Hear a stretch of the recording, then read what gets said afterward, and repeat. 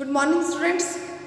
आज हम लोग बीएड सेमेस्टर 2 के पेपर 7 पेडागोजी ऑफ हिस्ट्री के बारे में पढ़ेंगे, जिसमें आज का हमारा टॉपिक है meaning of history and scope of history. तो इतिहास का अर्थ, इसके बारे में हम लोग पहले जानेंगे। पहली बात आप जान लें कि इतिहास क्या है। तो इस पृथ्वी पर भूतकाल में जितनी भी घटनाएं घटी उसका क्रमबद्ध लेखा जोखा ही इतिहास कहलाता है। लेकिन यहाँ इतिहास से हम लोगों का जो तात्पर्य होगा वो ये कि मानवों का, मनुष्यों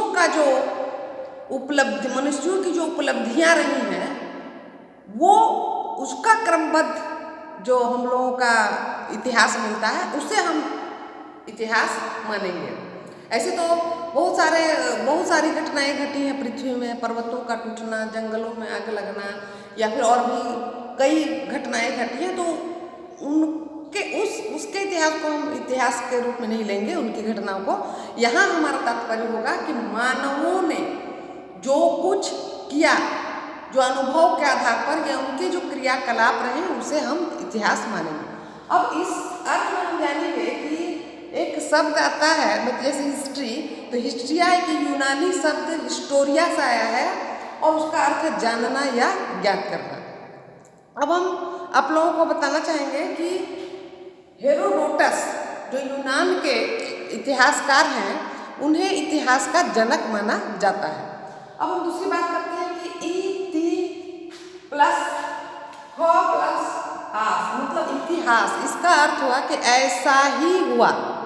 दूसरी बात तवारीख जो कि एक उर्दू शब्द है, इसका अर्थ है इतिहास के तारीख से, क्योंकि इतिहास के विषय में कहा भी गया है कि इसमें जो घटनाएं घटी, कब घटी, इसकी जो टाइमिंग होती है, तारीख होती है, ये इसका बड़ा महत्वपूर्ण रोल होता है। तो अब हम ये बात करते हैं कि जो हमारे एक मेटलैंड जो हमारे इतिहासकार रहे हैं उनके अनुसार मानवों ने जो कुछ किया, जो कहा, उन्होंने जो विचार किया वही इतिहास है। अब हम आगे बढ़ेंगे कि इतिहास का क्षेत्र क्या है, स्कोप ऑफ हिस्ट्री। तो आप जान लें कि इतिहास एक समय में कुछ अन्य विषयों का अंग माना जाता था।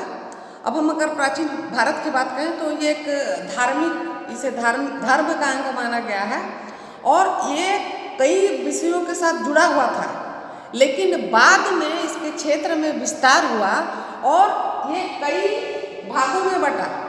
अभी जैसे हम कह सकते हैं कि उदाहरण के रूप में कि भाषा का इतिहास, संस्कृति तथा सभ्यता का इतिहास, विज्ञान का इतिहास, राजनीति का इतिहास, आर्थिक इतिहास, इतिहास का भी इतिहास, ये कई क्षेत्रों में ये इसे बांट दिया गया। क्योंकि इतिहास जो कि भूतकाल में घटित घटनाएं हैं, इसका हमारे समाज में, हमारे पाठ्यक्रम में, हमारे दैनिक जीवन में इसका उपयोग बढ़ने लगा। और अगर हम भूतकाल की घटनाओं को ना जाने तो हम अपने वर्तमान को भी ठीक ढंग से नहीं जान पाएंगे। जो हमने गलतियां की उसे हम दोबारा दोहराना नहीं चाहते हैं। तो अगर हम दोहराना नहीं चाहते हैं तो हम भूतकाल को पहले जानेंगे, तो उन घटनाओं के आधार पर हम वर्तमान जीवन में चल रहे क्रियाकलापों में हम सुधार लाएंगे और उसी के अनुसार हमारा भविष्य निश्चित होगा। तो इस तरह से हमारा जो बहुत सारा बाद में जो भी भाषा का इतिहास हुआ, इसका भी हम लोग जानेंगे कि प्राचीन काल में कौन कौन सी भाषा चलती थी। प्राचीन काल में जैसे कि आप लोग जान रहे हैं कि संस्कृत का प्रयोग होता था। अब उसके बाद जैसे जैसे बौद्ध काल आया तो पाली भाषा का प्रयोग होने लगा। उसके बाद अगर हम आगे बढ़ते हैं मध्यकाल में तो उस समय अरबी फारसी भाषा का प्रयोग हुआ। उसके बाद अगर हम आधुनिक काल की बात करें तो उसमें अंग्रेजी भाषा का प्रयोग हुआ। तो भाषा का भी एक इतिहास रहा है।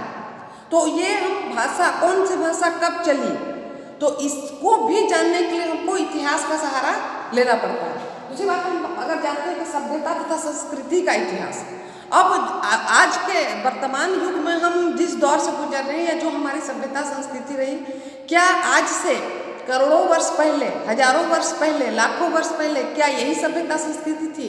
जी नहीं। उस समय की जो सभ्यता संस्कृति थी वो अभी से भिन्न थी, या फिर कुछ कुछ चीज़ें जो हैं वो सिमिलर हो सकती हैं, क्योंकि हम इतिहास के आधार पर ही जो हमारी प्राचीन सभ्यता और संस्कृति रही है उसको हम आज भी पीढ़ी दर पीढ़ी वो हस्तांतरित होती जा रही है और उसको हम हूबहू वैसे ही अपनाते जा रहे हैं। तो ये सभ्यता तथा संस्कृति के इतिहास के आधार पर ही हम जान पाएंगे कि हमारी प्राचीन सभ्यताएं कैसी हुआ करती थी, उस समय के लोग कैसे, उन लोगों का रहन सहन कैसा होता था, उनका सामाजिक जीवन, उनका राजनीतिक जीवन, उनका आर्थिक जीवन कैसा होता था, वो कौन सा धर्म अपनाते थे, किस प्रकार से पूजा करते थे, या उनका पोशाक कैसा हुआ करता था, वो खाने पीने में क्या प्रयोग करते थे।